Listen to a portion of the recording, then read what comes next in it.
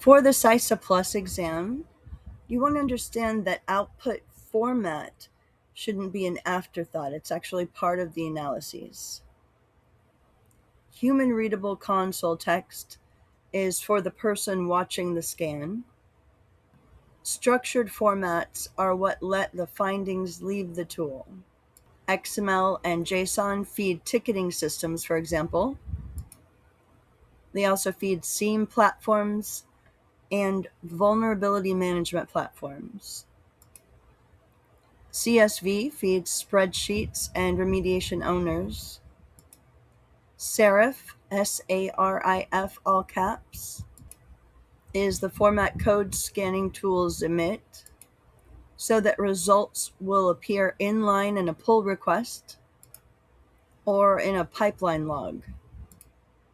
SBOM formats, software bill of material formats, include things like Cyclone DX and SPDX, and these describe what is inside a build artifact, not necessarily what's wrong with it.